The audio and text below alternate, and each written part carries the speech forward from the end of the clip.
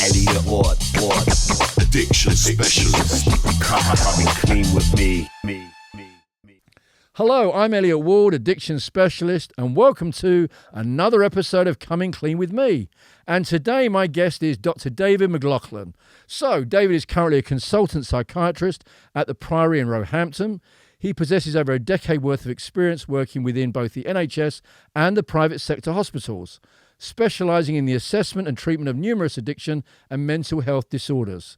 He's also the co-founder of Curb, an app which deals with your health, and he'll go on to talk about that in more detail.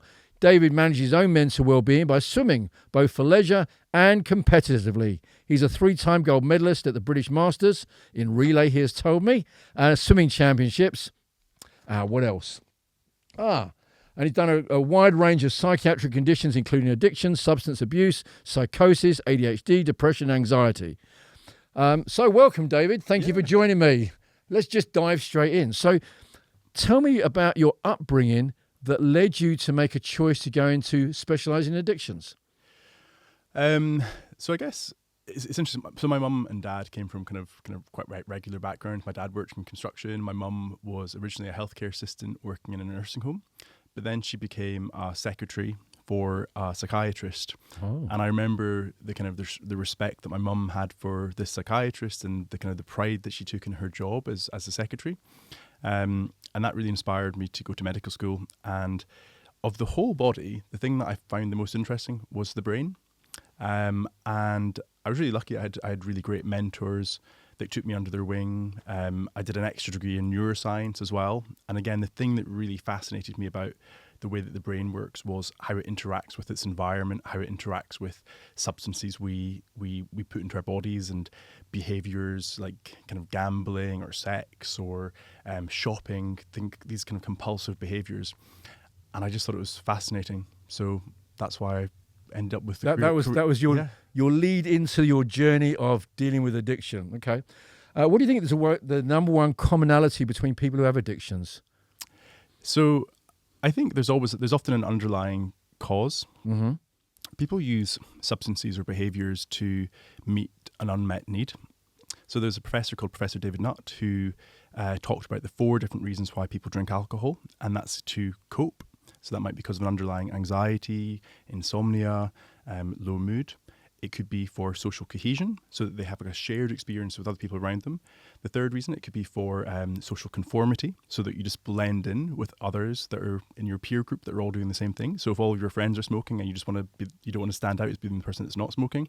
And then the final reason is to enhance an existing experience. So for example, if you're already having a great time, you're at a concert or you're doing something that's fun and you want to be even more disinhibited and to enhance that already fun experience. So those are the 4 reasons: to cope, for social cohesion, for social conformity, and then also to enhance. With any addiction that is a substance. Substance, but you can actually, what's really interesting about addictions is there's so much of it is really transferable across all substances and actually even behaviors as well. Okay. There's a camp that talks about nature and nurture. You know, what do you think? You know, I had Professor John Marsden in, who's the head of addictions, and he's also the editor-in-chief of the Addiction Journal. Yeah. And we had this discussion about nature and nurture. You know, so for people at home who are not sure what that means, actually, why don't you explain? You're the doctor. Okay. You explain nature and nurture to them. Okay, so I guess it's we talk about nature versus nurture for physical health conditions as well as mental health conditions as well. And it's thinking about how much of the reason why we have kind of conditions is because of our genes and how much of that is because of our environments. As psychiatrists, we often talk about the biopsychosocial model as well. So the biology is obviously their genes that we inherit. The sociology is kind of the environment. So our occupation, our housing, and then the psychology is kind of the way in which we think and the patterns of styles of thinking, way that we think. With addiction, there's a huge genetic component to it. So with alcohol use disorders, for example, people who have less of the enzyme that breaks down alcohol tend to be less likely to drink. People who have blue eyes are more likely to develop an alcohol use disorder. I didn't know that. I've Yeah. learned something today. It's- People with blue eyes are more likely to have an alcohol addiction. They're more likely to misuse alcohol, and it's Okay. because the gene. What colour are your eyes? My eyes are blue. That's yeah. what I'm just staring at you. I'm thinking, Yeah. okay. Yeah. So What about green?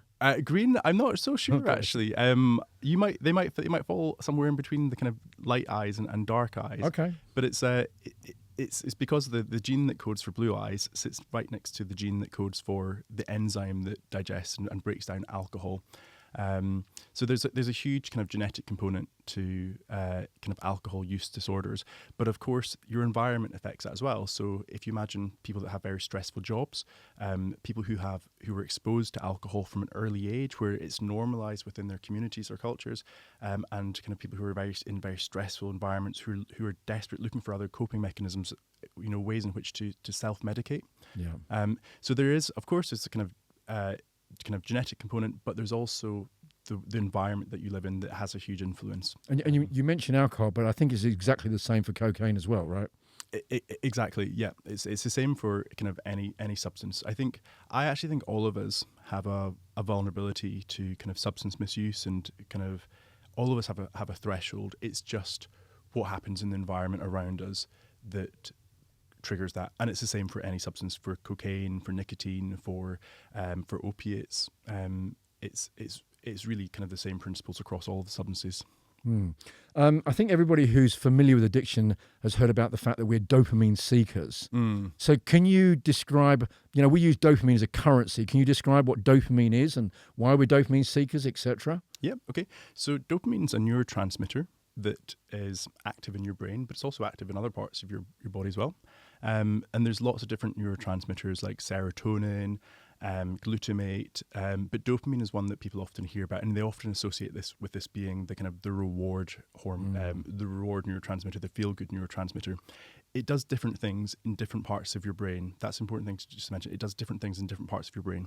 There's a part of your brain called the amygdala, and the nucleus accumbens, and a little triangle, the way it goes, right? Yeah. So it's kind of like in the center of your brain.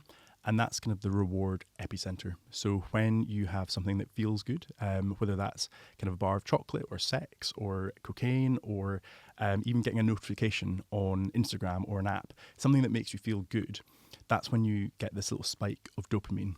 But also, you also get a little rise in dopamine in the anticipation of something that feels good. Oh. And that's something that a lot of us kind of forget as well, even the neuroscientists. I'm going to cut you off for 2 seconds because I want to just share something with you when you talk about. So there was a research, and they took these rats and they wired up a light bulb, and they would turn the light bulb on, and they would give the rat an injection of dopamine, and then they would measure the dopamine levels, and the rat got a spike. They did this every day for 90 days. After 90 days, they turned the light bulb on, did not give the rat an injection of dopamine, measured the dopamine level, and it still got a spike, which is the anticipation, is exactly what you're talking about. Yeah. And actually, with that experiment, so I know these experiments. Okay, of course you do. And actually, the thing that creates the biggest spikes as well is when the reward is variable.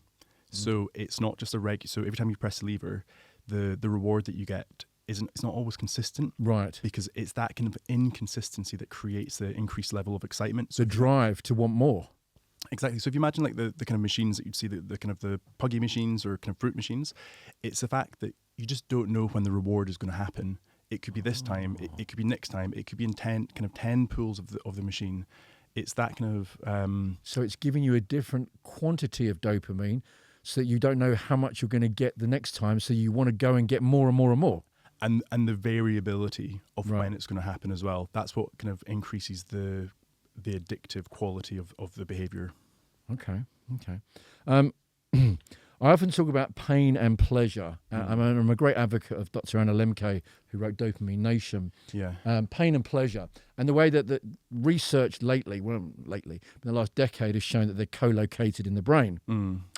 Just for the listeners, can you explain about how pain and pleasure, how that relates to addiction? Yeah. It's interesting. So in my clinical practice, people often, the things that they're addicted to, I don't know if it's always pleasure, but it fulfills some sort of a need for them. And then they also have this awareness that it's causing them pain. Yeah.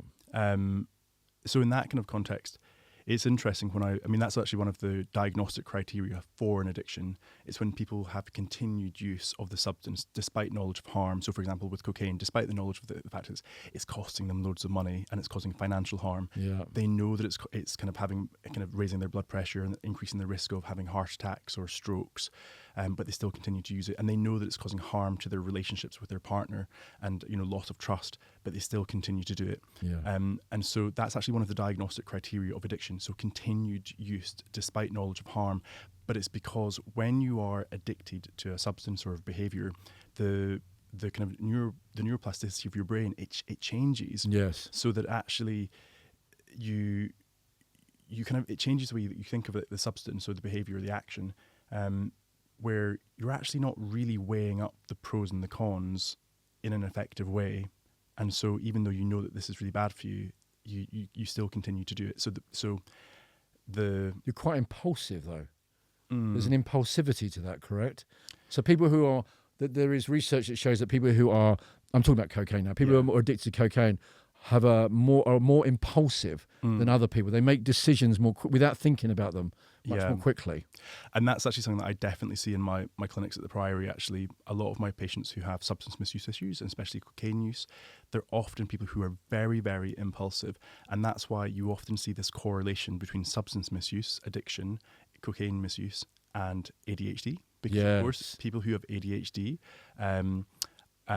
one of the core features of ADHD in the diagnostic criteria is impulsivity. And often the kind of the degree of kind of self-medication. But there's a famous quote about people with ADHD is that they have Ferrari brains but bicycle brakes. Ferrari brains and bicycle brakes. So that's the impulsivity, right? That's the kind of like, I like the that. rushing to do something, the impulse to touch something or to say something, not being able to stop yourself. And so, and I guess that's kind of, you can see that, and you can understand that in the context of somebody using a substance like cocaine or making a bad decision to go and do something, which if they were able to slow down that Ferrari brain or have better than bicycle brakes, they might make different decisions, and maybe they wouldn't be using substances as much. Yeah, no, that's very true. It's very true indeed. Where was I on my questions? Oh, yeah. You've written articles, spoken about cocaine usage becoming normalised and socially acceptable as drinking alcohol, especially in recent years. Can you share with us why you think this and explain that to the listeners? Yeah, I mean, this is my personal opinion. I grew up in the northeast of Scotland, and I remember thinking cocaine is this like class A drug that was on a par with heroin. And I moved down to London, and I started seeing people in bars and nightclubs using cocaine almost quite openly. And I remember being quite shocked by that. And then even the way that a lot of my patients talk about cocaine, it's almost seen as, and it's people from all different demographics, by the way. It's not kind of just middle class people, it's not working class people, it's everybody. It's almost just normalized. And so I wrote an article that was in front page of a national newspaper, just talking about how it really shocked me that cocaine, a drug which causes so much social harm and so much physical harm to our bodies, is so normalized. And actually the rates, this article came to light because they tested the water in the Thames. The sewage water, the water in the Thames, yes. Go on, I know this. Share this, because it's interesting. I mean, you probably remember the numbers better than me. But what they found when they tested the water in the Thames was that the amount of cocaine metabolites, so the breakdown substances of cocaine, had absolutely soared. And it was just a really kind of... They found it in all the fish. And the fish, I've heard all this. The fish. They cut them open, they found the traces of cocaine in all the fish. Which is quite interesting. It's interesting with addiction because, especially with cocaine addiction, people don't see it coming, do they? They start off and they think, it's a laugh, it's sociable, I do it with my friends. They recover because they're young. And then somewhere along the line, it goes from sociable to antisocial. It's a narrowing of their life. So often they end up doing it on their own and avoiding social things. Describe why you think that is the case. So I think with any addiction, but take cocaine for example, it always starts off in this very insidious way. Nobody wakes up one day and decides to have vodka for breakfast and then jump in the car with the kids and drive them to school when you're drunk. Or with cocaine, nobody wakes up one day kind of and thinks, it always happens gradually. And I think it is because of this perceived perception that it's not that harmful, it's not that bad, everybody's doing it, it's almost been glamorized. I've talked about, like, whoever's been doing the PR for cocaine has done a fantastic job, because they've made it seem luxury when it's actually a really dirty habit. You can imagine how that cocaine's been smuggled into the country, and the people that have been abused and exploited on its way here, and the harm that it does for your body. But it's been glamorized through kind of media, TV, kind of apparent celebrity use. Yeah. But it's something that really creeps up on you, and that's what I see with my patients. It seems harmless at first, but drug dealers are not your friends. They just want your money. They don't really care about you. And cocaine, I sometimes with substances that cause harm, I actually sometimes personify them. So I ask people to give the substance of harm a name, and that little voice in your head that you hear that's telling you, oh, you deserve this, or just a one line, it's just a cheeky line. I ask people to give that a kind of a character or a name. Some people call it like the lizard, or the car salesman. Okay. This little voice that's telling you that it's okay, it's just a one, or you deserve this, or that's not your friend. And you have to be able to kind of recognize that voice and dismiss it and tell it to go away. Or yeah, I think it's also related to a lot of the associations you have with it. It's like, you can be driving past one of your dealer's house. That association is, you think about it. You go to the pub, you think about it. You have a bit of stress, you think about it. You get a bonus at work, you think about it. It's a reward. It's a commiseration. It deals with your emotions. It's an escape, right? Yeah, and all of those things that you described actually are what I call like a conditioned stimuli. It's like something in your environment that you associate with that substance, and so it's like a lot of people have heard of Pavlov's dogs. Yes. Where the famous experiment with the conditioned response. Conditioned response, yeah. So you hear the dogs were hearing the bells ringing, and they start salivating. Yeah. And then even when they're not getting fed, they still salivate. And so we're kind of similar as people. Like it could be certain environments that trigger that kind of that thought, because you associate those environments or those people or those kind of places, those emotions with. This is your coping mechanism, or this is the kind of the behavior that kind of follows. And so one of the things I do with my patients is I get them to identify, so take cocaine, for example. I ask them, like, where, when, why, with whom do you use cocaine? And identifying those triggers, and then coming up with a way to either manage those triggers or those environments or those situations. And if they can't manage them, then actually maybe in the short term just avoiding them. Right. I'm full of avoiding. I have this expression. I say, if you sit in a barber's long enough, you're going to get your hair cut. Yeah. In other words, if you sit in that environment with other people that use, sooner or later, eventually, the likelihood is you're more likely to use. Yeah. And that's as simple as that. Is there a particular demographic that you've assessed and treated that's more associated with social cocaine use? Honestly, I think it applies to everybody. I went to a panel talk the other week, and it was talking about workplace wellness, and we were talking about cocaine use in the city, and everybody had this assumption that the only people that use cocaine are bankers and lawyers. But wow. I can tell you for a fact that's absolutely not true. I've got builders, I've got hairdressers, I've got nurses that use or have used cocaine. Yeah. It can be anybody. You're so right, David. Let me just run through this. Plasterers, bricklayers, plumbers, electricians, dry line wallers, judges. I have doctors. I have surgeons, solicitors. Yeah. It's just crossed every demographic, hasn't it? Yeah. Drug dealers don't care what you do for a living. No. And actually addiction doesn't discriminate. Yeah. It will take anyone. Yeah. And a lot of people don't understand, because a lot of people will drink alcohol. That will be a gateway to using cocaine. Yeah. So they're using both those substances, which creates that third chemical compound. So they get cocoethylene. Yes. And people don't even understand what cocoethylene, they don't realize the cardiotoxic nature of it. So maybe you can share about what cocoethylene is. Oh gosh.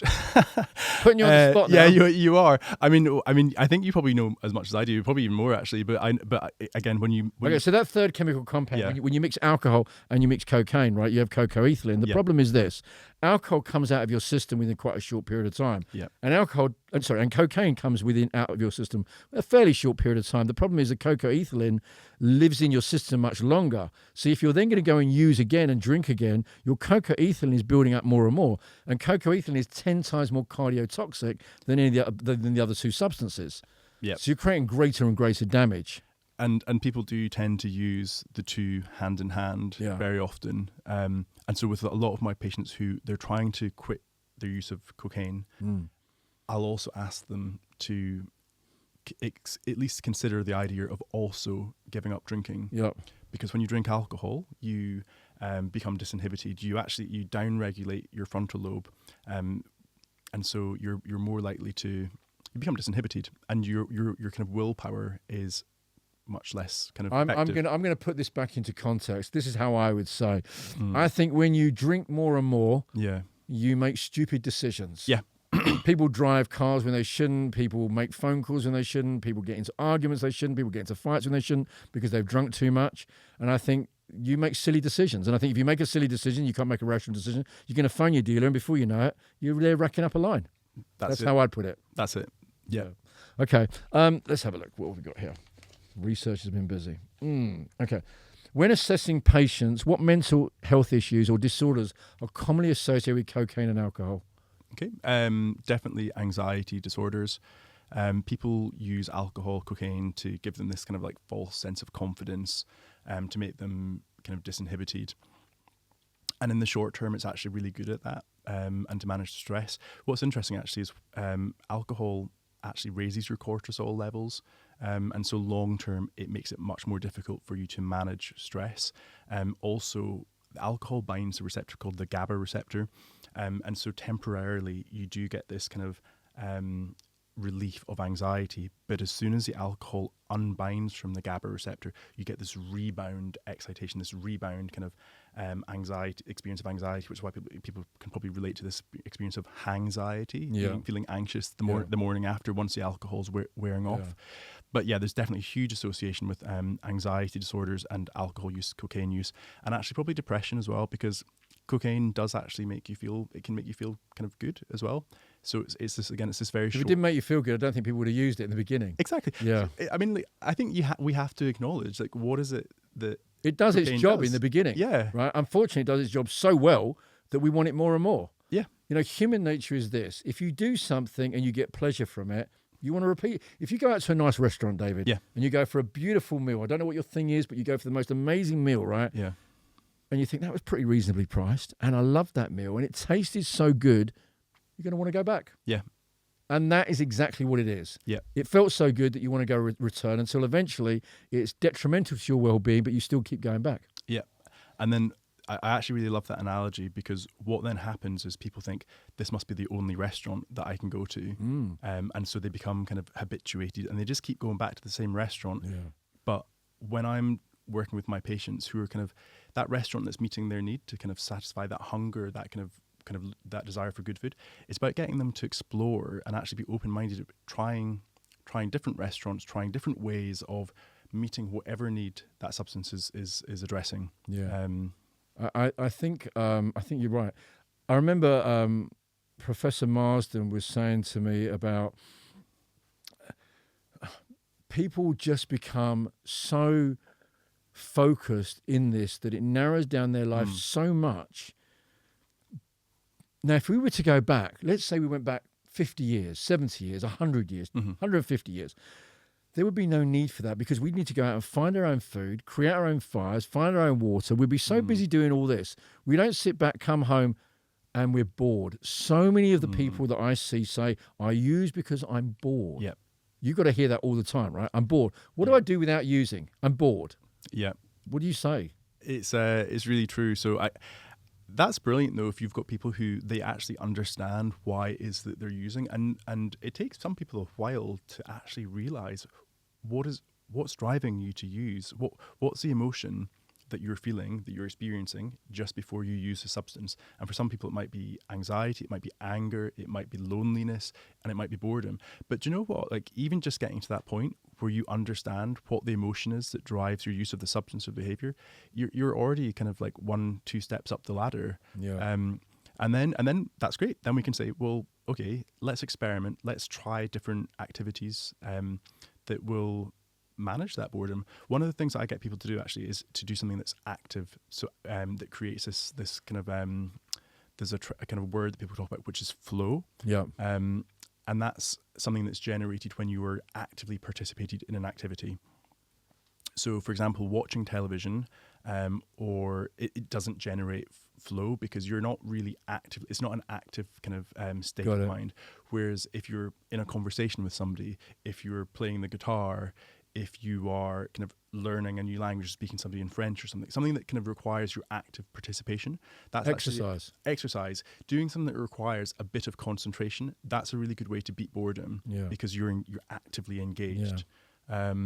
I always say structure as well. I think structure is a big one. Like if you're used to coming home at 5 o'clock in the evening, if you're the sort of person that uses every evening, and you come home at 5 o'clock and you don't use during your working day, and you come home and that's the thing you do, you pick up your dealer and you're coming home to use, and you might drink some alcohol and you might do some gear.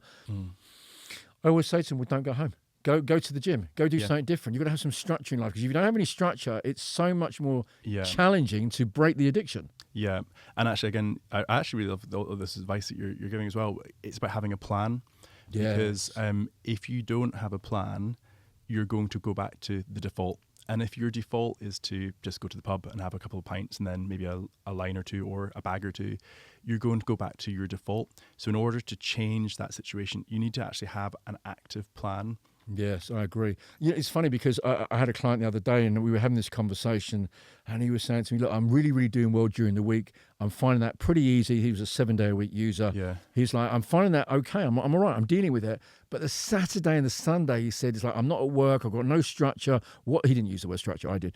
I'm not doing anything. And that's the day. And I said to him, how much do you spend on a Saturday and a Sunday? And he said, I spend about 200, 300 pounds. I was like, right, download your app, Airbnb, right now in front of me. He downloaded this app. I said, I know he has a partner. And I said, right, let's go on there. Where are we going Saturday? And we looked up and he was like, Norfolk, right? And it was £175 to stay in Airbnb, to take his girlfriend for 2 nights, in fact, less than he was, and he's going to have a weekend away. That's what you need. You need some structure. Yeah. Yeah, and actually probably putting yourself in an environment where it's a little bit more difficult to get access to the cocaine. You're putting in these kind of roadblocks, these or almost like speed bumps that will slow down the ease at which you can go back to that default behavior. Yeah. And interrupting that cycle as well. And over time, that does become easier and easier. Okay.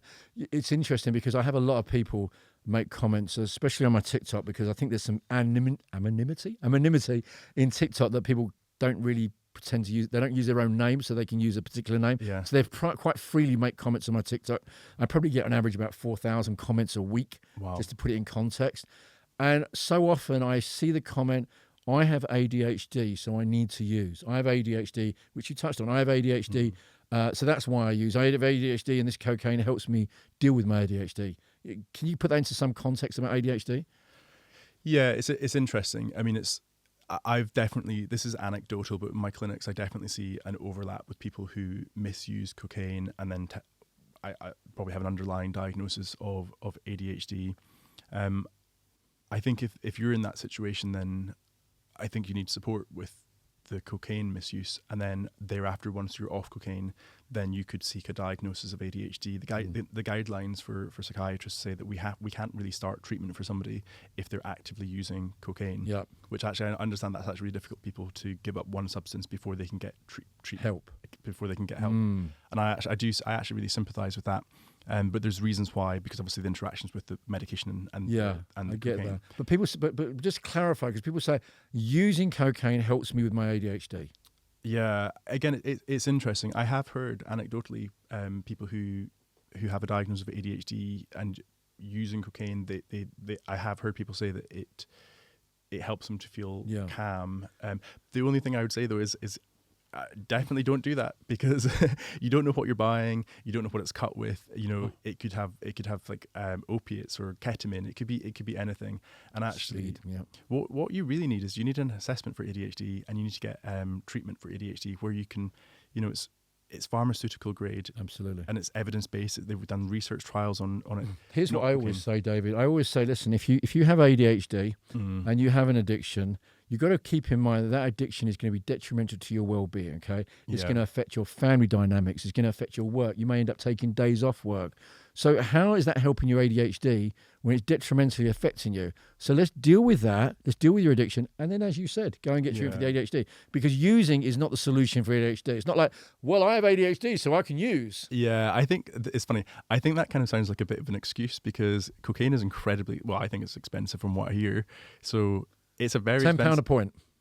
£10 a line. So no, well, the average line is around about a 0.1 to 0.2, so we're between £10 and £20 a line. Yeah. If you think about buying a full gram at £100, and you break that down, that's £10 a point. So that's how it works. See, that's a lot of money, and it's a lot cheaper to get treatment for ADHD. It is. But I think the problem is this, that people originally start, listen, if I look at myself and over the years, you know, when I had an active addiction, and you start off spending 50 quid, it's not such a big amount on a Friday night when I would hardly ever drink any alcohol.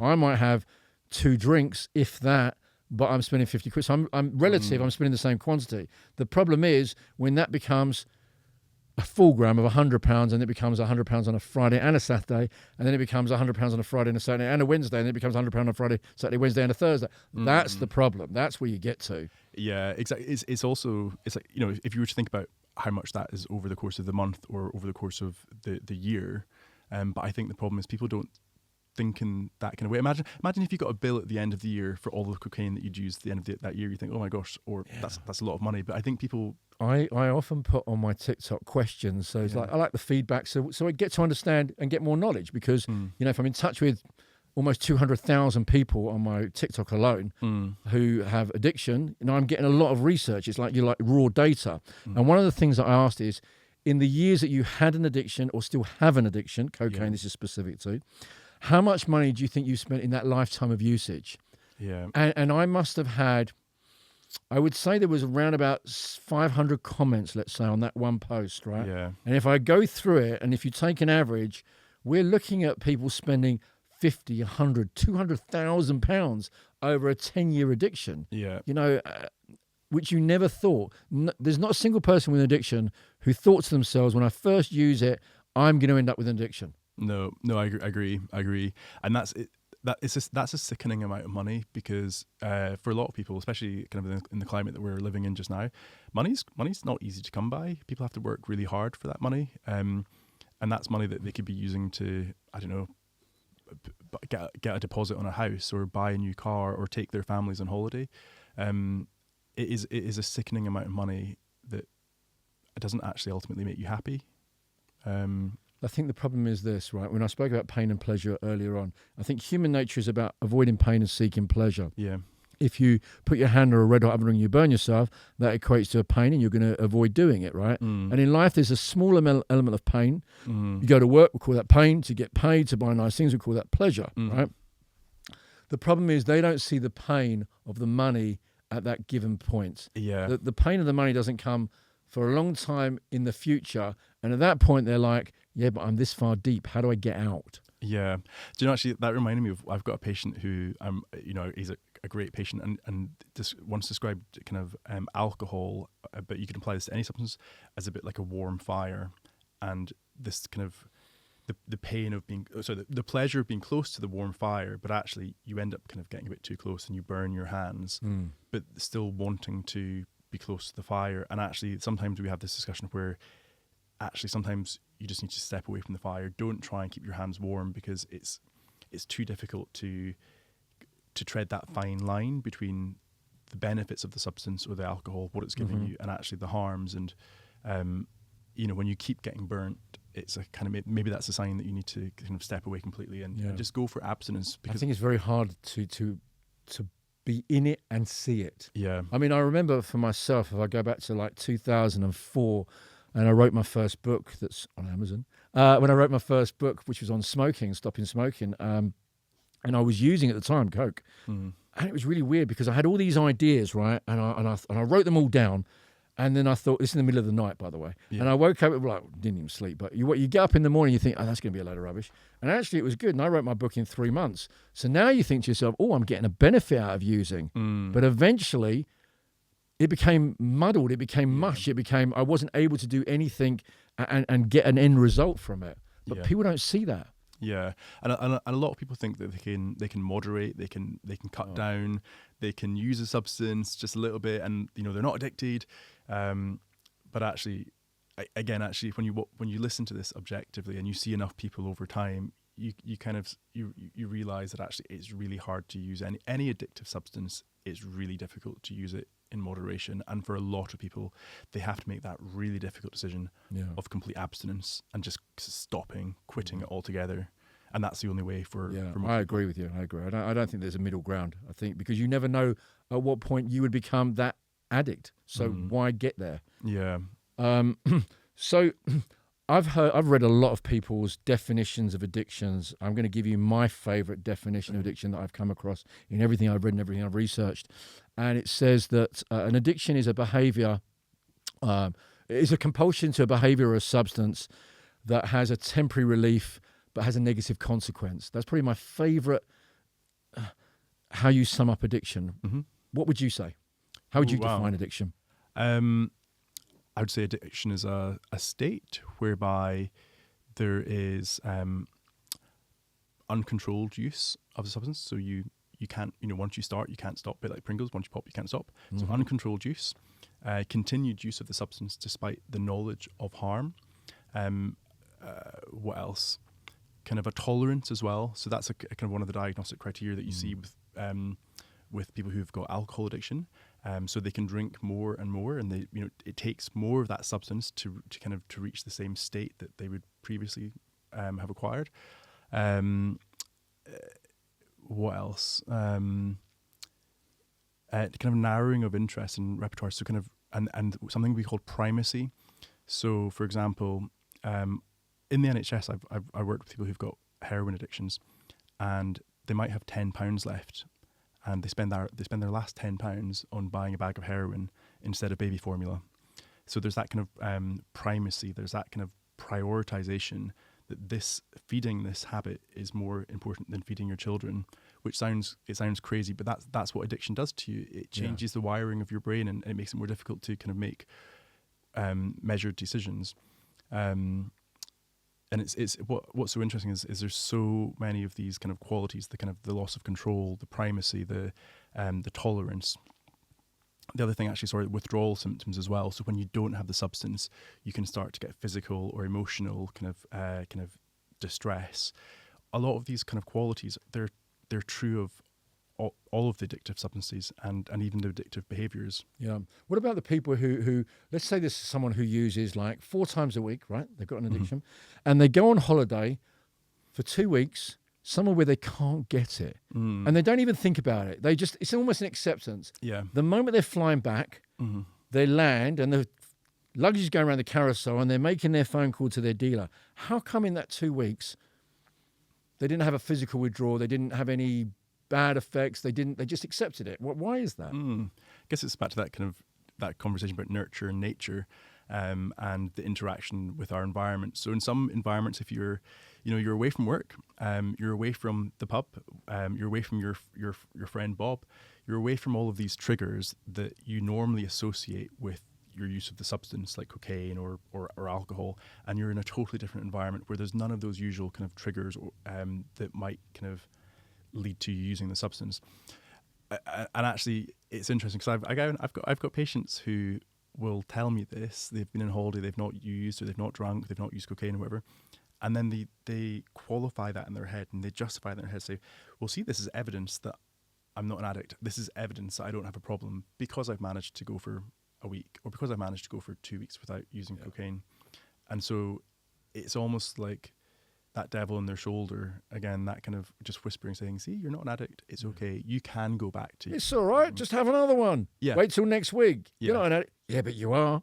Yeah. No, but I'm not. Yeah, but you are. No, I only use once a week. Yeah, but you're still an addict. No, I'm not. Yeah. And actually, is recognizing that little voice that Yeah. keeps justifying why this is okay for you to do and why you deserve to do this. And I put a video out. I've put a video out a couple of times on the same subject, and I've always said, even if you use once a week or twice a week, you still have an addiction. Yeah. And do you know how many comments I get from people who don't want to accept they have an addiction? They go, well, brushing my teeth, I have an addiction, or I eat chocolate, I have an addiction, or if I have a beer once a year, am I an addict? Yeah, they just can't comprehend that even if they use once a week, it's not about somebody who's using every day has an addiction. Yes, they do. But even somebody who uses once a week or once a fortnight, that's an addiction, right? Yeah. Again, it's weird. Like, apply those principles. Is it something that you're craving and thinking about an awful lot? Kind of, it's on your mind. Is it something where your use of it is out of control, and even when you're tried to cut back or other people have told you to cut back, you're not able to do, and you've got that kind of primacy where it becomes the most important thing in your life. If you think about it in those concepts rather than just thinking like it being a habit that you do, like brushing your teeth. Nobody's addicted to brushing their teeth. Exactly. Just because you have a beer once a month, that doesn't mean you have an addiction, right? But if you have, if it has a negative consequence on your life that you have a beer once a month, then it's an addiction. Yeah, and if it's causing you harm, but you continue to do it, and if you're building up a tolerance and starting, and each month it's not just one beer, maybe it's 2 beers, then 3 beers. It's interesting. It's such an interesting conversation that I guess you probably have this with your clients as well. Kind of how people identify and whether they identify as being an addict. And for a lot of people, that word is really important for them as part of their identity, like the kind of the AA model, NA model. That's really important for people to use that language and that word. But again, what I find with my patients is for some people that's really inflammatory. They do not want it is, and actually they would walk away from me in clinic if I use that kind of language. But it's such an individual thing. Yeah, I think I'm quite raw because I just turn around and go, well, if you don't think you have an addiction, don't use for 3 months. Yeah. I don't have an addiction. Well, don't use for 3 months. Come back and see me in 3 months. If you haven't used, I'll agree with you. Yeah. That's quite raw. But what about the families of people who have addictions? What advice can you offer to family members who have a son, a daughter, a brother, and a cousin, a husband, a wife that's struggling with addiction? What would you recommend? What would you say to them? Oh gosh, it's really, really difficult, I think, for family members of people who have addiction, because I think a lot of the time they feel very isolated or alone. There's a lot of guilt or shame, and they don't feel that they're able to talk to kind of their colleagues about this or their neighbours, and they don't know where to turn, and there aren't an awful lot of resources that are available. There's an incredible charity which I love called AdFam. AdFam. Their AdFam are just a wonderful charity, and so if anybody wants to donate to them, that'd be great. Get your money out for AdFam. Yeah. But one of the really great things about charities like AdFam is they provide a support network for the families of people who have addiction. I think that's where, for any kind of problem that you face, knowing that there's other people that are going through the same thing is really helpful. So you don't feel so isolated. And then also there's so many questions that the family and friends kind of struggle with. Like, one scenario that I've heard is, having, imagine your daughter or your sister phones you up saying, David, I need to borrow £100. It's for to get my car MOT'd. But you're kind of thinking, is it really for the car? Is it really for the MOT? Like, and what do you do? Yeah, because are you feeding the habit to the are you kind of enabling them to kind of is that money going to go straight to the drug dealer?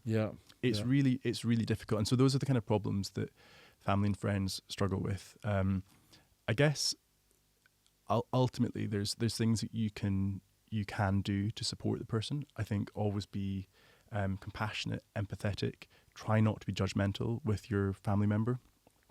Try and understand why is it they're using this substance, and create this kind of a space for them where they can talk to you. They don't feel frightened to be open, because but I know that's really difficult. I actually have, on my YouTube channel, I actually have a playlist, How to Influence a Loved One to Seek Help.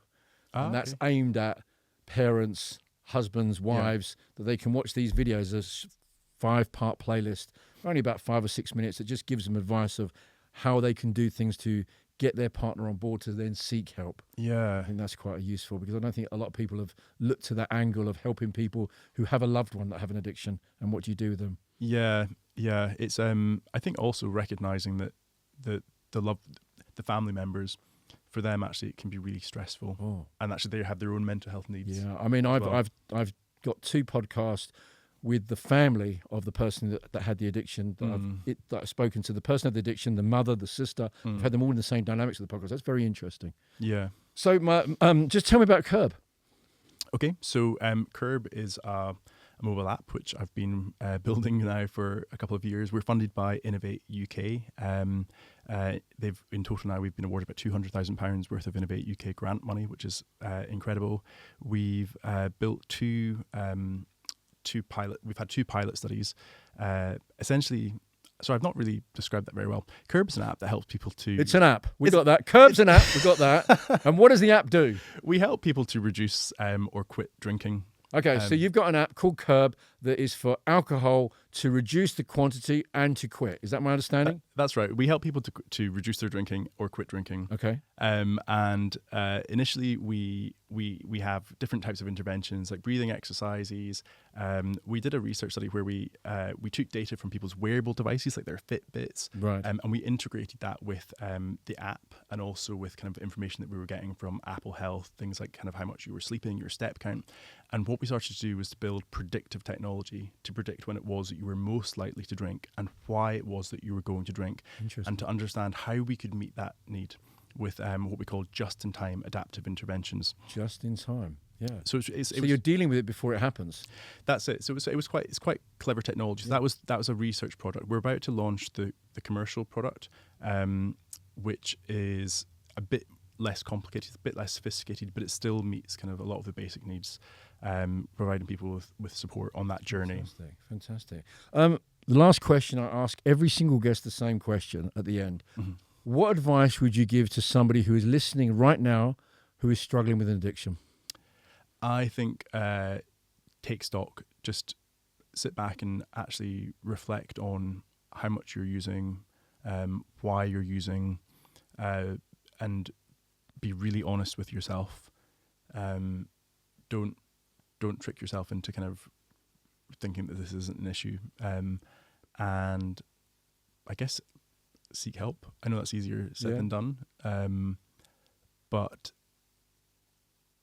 I think, there are resources out there if you want to change. Yeah. But actually change starts on the inside, right? Yeah, and you have to actually want to, and you have to commit to it. And you have to have people that are going to hold you accountable. Yeah. So do that kind of like reflective exercise. Take stock on where you are, how things are going. Is this substance, is it benefiting you? How is it causing harm? Weighing that up and thinking about, well, are you happy with the status quo? Are you happy with the way that things are going just now and the path that you're on? And what is it going to cost you to change? And what is it going to cost you actually if you stay the same? So, and if you do want to change, coming up with a plan, how are you going to do that? And then who's going to hold you accountable to that to that change? And it's different for everybody, but those are the kind of questions that I would be asking somebody when I first meet them. And for all those listening, every Sunday on every one of my social media platforms, I have a Sunday check-in. And people just check in with a thumbs up, I've been all right this week, or a thumbs down, or they put the period of time that they've been abstinence from. And that accountability in itself helps a lot of people. Yeah. Dr. David McLaughlin, thank you for coming clean with me. It's been a pleasure. Appreciate you coming. Thank you.